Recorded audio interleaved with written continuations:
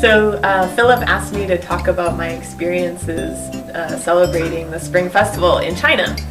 The first time I celebrated the Spring Festival in China was in 2008, and at that time I was a student at the Tsinghua University IUP program for Chinese studies, so I was studying Chinese full-time, and one of my friends who was a graduate student at Tsinghua in the history department invited me to come home with her for the Spring Festival. And the other exciting thing was that in addition to celebrating the Spring Festival, she was also getting married. And so she and her husband were both from the same really, really small town in rural northeast Sichuan. And I had never been to Sichuan before at the time, and I was excited because she asked me to come stay with their family for 2 weeks and go to their wedding during the holiday. So I agreed to go. So we actually took a train from Beijing to her hometown, and it was about a 21-hour train ride, one way. So we got on the train, and that's when she told me the entire story about how she and her husband met when they were in middle school. She told me about their families, and we had a really great conversation on the 21-hour train ride. And by the time we got to their hometown, it was the next day. So we got there, and we got out, and it was a mountainous area in northeast Sichuan that was surrounded by hills, and it was actually pretty close to Shanxi, so we went through Shanxi on the train ride on the way there. We got out, and her father met us in the station. We went back to their homes, and because of I forget what exactly time we left Beijing, but because of the 21-hour train ride, we actually got there in the morning. I think it was like 7 a.m. And so we got to their house, and we got ready to have breakfast. And the first thing I remember is that at breakfast, because it was Sichuan, we ate really, really spicy food. I think it was like some kind of fish in chili sauce. And they offered me baijiu, Chinese firewater liquor, to have with breakfast. And I thought, wow, this is going to be an interesting 2-week experience. And so it was fun. I met her family, and I remember on the porch they actually had all these pieces of meat hanging from the ceiling because they made their own la rou, or smoked meat. It was delicious.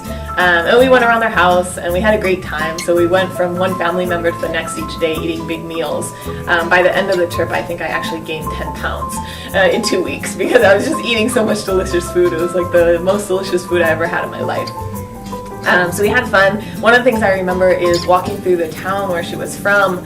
Because it was New Year's, all the stores had all their New Year's celebration goods out on the street that they were selling people. So some of the things they were selling were like the red decorations that you hang on your doors, red lanterns, red knots, all different kinds of posters. But in addition to that, they had candy. So you'd walk down the street and there'd be like one store after another with all these like huge stands lined with candy, like all different types and all different colors. And so we tried all these different types of candy. And then we spent a couple of days in the town where her parents were from, but it turned out that her husband was actually not from the same exact town. He was from a smaller village. And so they went to the same middle school in the town, but he actually came from a really, really small village that was next to the town in like the next mountain range. So I didn't really expect this. We went to his house, and it turned out that his parents were actually peasants. And that's what they would be called in Chinese, at least. They had farmlands, and their house was like on this little hill in a really teeny village. One of the things I remember the most is that the bathroom in his house was actually a hole in the ground that was in the chicken shed. So you go to the bathroom and you'd kind of like hang out with the chickens, and then you come back, and that was a new experience for me. Even though I grew up in a small town, this was much smaller.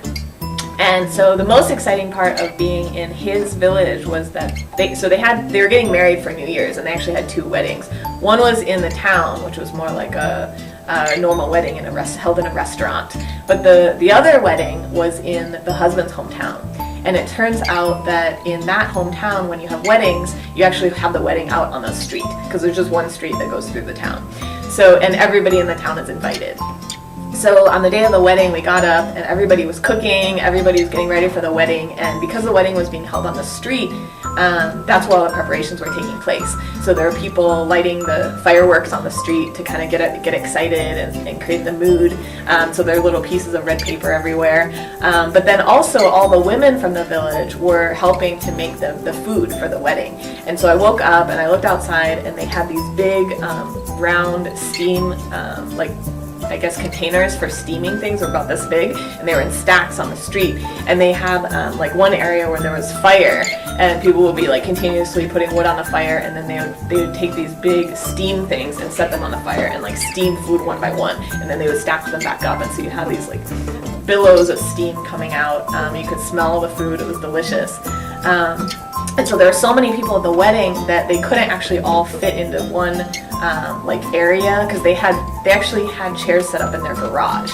So if you've ever been to a rural part of China, most people have pretty big houses because the children actually go off to work in the cities and then they send money back, and so they build these big houses with the money, but they're sort of empty because there's only usually a couple of people who actually live in the village and the rest of the family works in the city. So that's what the situation was. So they had this big house, the first floor was completely empty and it was kind of like a garage, and that's where the eating took place. So they had chairs set up in there, but there were only enough chairs for maybe like a fifth of the people who were actually going to be at the wedding.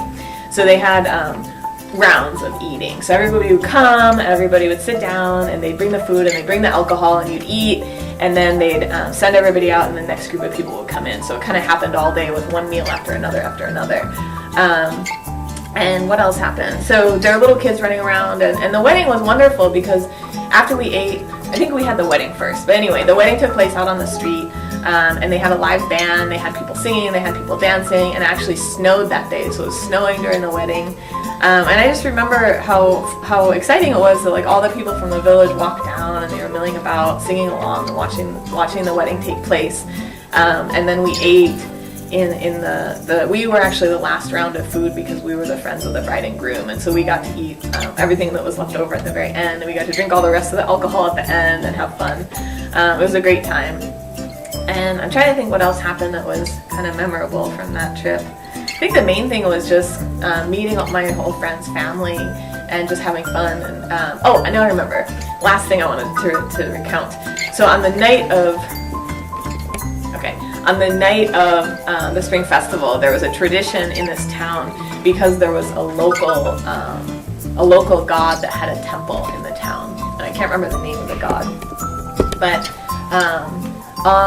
at night, on the night of New Year's, after all the celebrations, everybody made dumplings and watched Journey to the West on TV.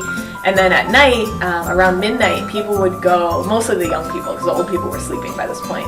The young people would go to this temple and they would light incense in the middle of the night to make wishes for the new year. And then the next morning, everybody would walk up the hill to the temple, and on their way down, they would have to find like a long stick from the side of the road. And so everybody would be walking down from the temple carrying these sticks. And the idea was that the stick was supposed to represent long life, I think, and good wishes for the new year. And so we did that the next morning. So that was my first New Year trip in China. And actually this picture right here, I don't know if you can see it on the wall, of this woman holding a little baby. That was actually taken in the village that I was telling you about where my friend's husband was from. Thanks for letting me share the story of my first New Year Chinese Spring Festival in China. And I hope everybody has a wonderful Spring Festival this year. I hope all of you have an opportunity, if you haven't already, to have your own Chinese New Year experience in China one day. So, 新年快乐! Bye bye!